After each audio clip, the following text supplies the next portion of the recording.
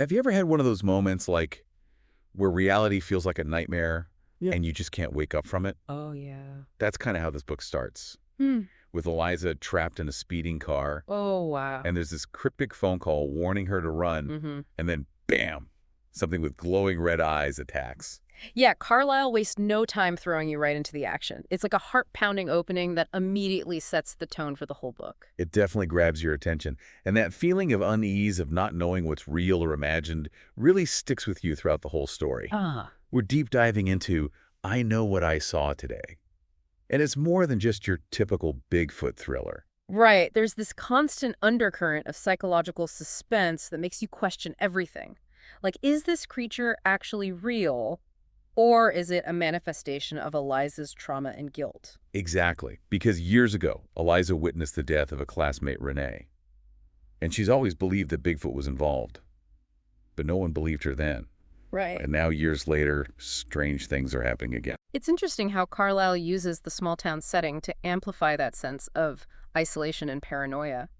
Everyone knows each other in Whitehall, making it hard for Eliza to escape her past or the whispers that follow her. It's like the town itself becomes a character closing in on her. Mm. And then another classmate, Carissa, is found dead. Mm. And the rumors of a Sasquatch start swirling again. But this time, Eliza's getting threatening notes. And they suggest that someone knows what she did years ago. A secret she shares with her friend Simon. That's where the psychological thriller aspect really kicks in. Is someone using the Bigfoot myth to target Eliza, or is there something more sinister at play? It keeps you guessing, constantly trying to figure out who to trust. And you start to realize that everyone in Whitehall has secrets, hidden connections that Eliza and Simon uncover as they try to find the truth. But the more they dig, the more they realize their own actions from that night years ago are deeply intertwined with the present-day mystery. What's fascinating is how Carlisle slowly reveals those connections, like puzzle pieces falling into place.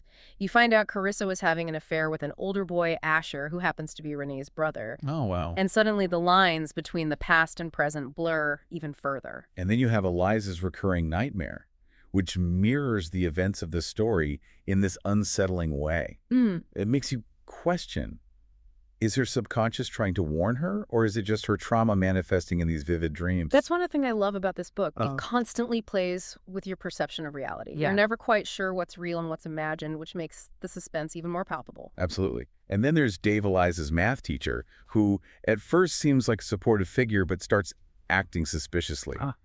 And there's this car ride with him that's incredibly chilling because he slowly reveals his true nature, echoing the fear and uncertainty in Eliza's dreams. That car ride is a masterclass in building tension. You're right there with Eliza, feeling trapped and vulnerable as Dave's facade crumbles and his true intentions become clear. It's terrifying. It's one of those scenes that stays with you long after you finish the book.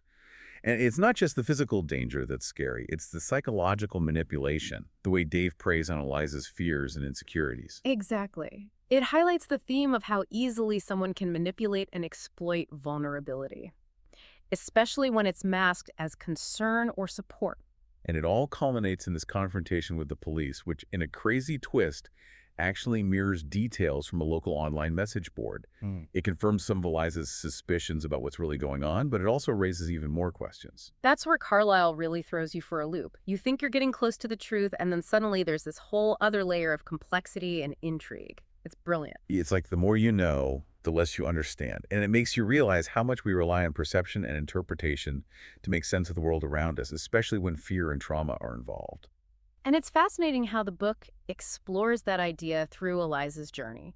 She's constantly battling her own inner demons, trying to discern what's real and what's a product of her past experiences. And that battle becomes even more intense as the story progresses, and the lines between reality and nightmare continue to blur.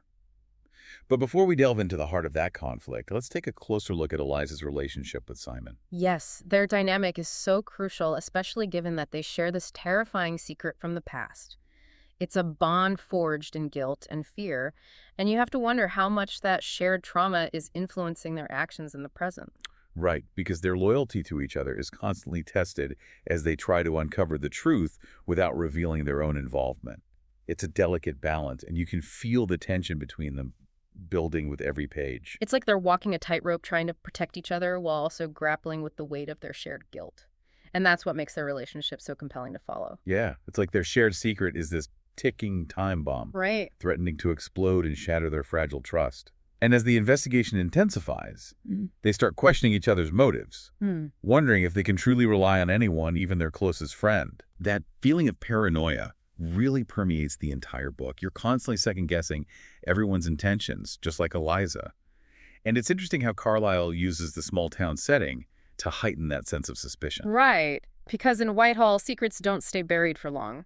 Gossip spreads like wildfire, and everyone seems to have like a hidden agenda. It creates this atmosphere of claustrophobia, like Eliza's trapped in a web of whispers and speculation. And that claustrophobia is amplified by Eliza's grief over losing her mother. The book doesn't shy away from showing how that trauma has shaped her, making her impulsive, reckless, and even more isolated from those around her. It's heartbreaking to see how her grief manifests, especially in her strained relationship with her father. They're both struggling to cope, but their inability to communicate effectively only pushes them further apart. And it's in those moments of vulnerability that Eliza becomes a target, not just for the creature, but for those who would exploit her pain for their own gain. Like Asher, driven by his desperate need for answers about his sister's death, he resorts to threatening Eliza, hoping to uncover the truth no matter the cost. His actions are both understandable and reprehensible. You can empathize with his grief, but his methods are unsettling, blurring the line between victim and perpetrator. And it makes you question, how far would you go to avenge a loved one? What lines would you cross in the pursuit of justice? Those are tough questions, and the book doesn't offer easy answers. And then there's Kate Eliza's former friend, who now belongs to the in crowd. Their relationship is so complex, filled with resentment and unspoken history. It's a classic depiction of how friendships can fracture under the pressure of social hierarchies, especially in small towns where those lines are often rigidly drawn. But beneath the surface, you can sense a longing for connection, a shared past that still binds them together. And as the story unfolds, we learn more about Kate's own struggles, her insecurities, and the secrets she's hiding. It humanizes her, making her more than just a stereotypical mean girl. And it highlights how everyone in Whitehall is wrestling with something, whether it's grief, guilt, or the weight of expectations. It's like Carlisle is saying, don't judge a book by its cover, because everyone has a story to tell a reason for their behavior. And sometimes the people we perceive as antagonists are just as lost and hurting as we are. That's what makes this book so compelling. It's not just about solving a mystery. It's about unraveling the complexities of human nature, the motivations that drive us, and the choices we make when faced with difficult circumstances. And it's all told through Eliza's unreliable narration, which adds another layer of suspense. We experience the story through her lens, colored by her trauma, her fears, and her own subjective interpretation of events. Right, and that makes you constantly question what's truly happening. Is she accurately perceiving the events around her, or is her grip on reality slipping? Those questions become even more pressing as her nightmares intensify, mirroring the real-life danger she's facing. Those dream sequences are so cleverly interwoven into the narrative. They blur the line between what's real and what's imagined, creating this unsettling feeling that Eliza's subconscious is trying to warn her about something she can't consciously grasp. It's like there's this underlying dread, this sense of impending doom that permeates the entire story. And it's not just the creature or the mystery that's scary. It's the realization that the greatest threats often come from those we trust, those who exploit our vulnerabilities for their own gain. Exactly, and that's where the psychological thriller aspect really shines. It's not about jump scares or gore. It's about the slow, creeping dread, the feeling of being watched, manipulated, and slowly losing control. And that feeling is amplified by the book's exploration of technology and how it can be used for both good and evil. We see this through the online message board where people share their Bigfoot sightings and theories. It's a place for connection and information sharing, but it also becomes a breeding ground for fear-mongering and misinformation. It's a brilliant commentary on the digital age and how easily truth can be distorted in the echo chambers of the internet.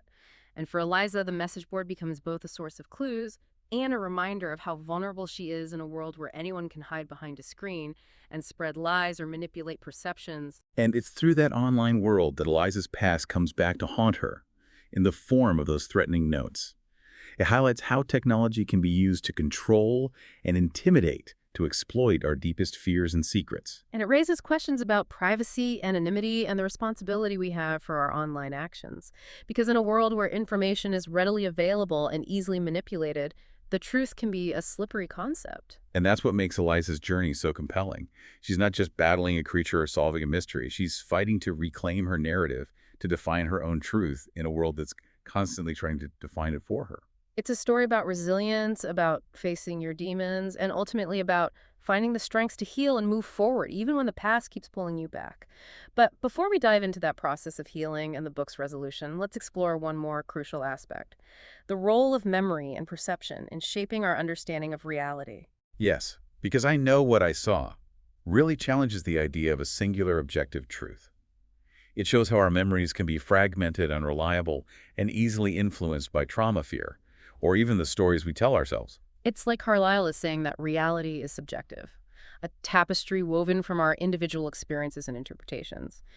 In a story where the lines between truth and illusion are constantly blurred, it becomes impossible to separate fact from fiction. It really makes you think about like how much we trust our own memories, Yeah. and that's what makes the ending so powerful. Yeah. Without giving too much away, Eliza does survive the attack, but it's not a clean, easy victory.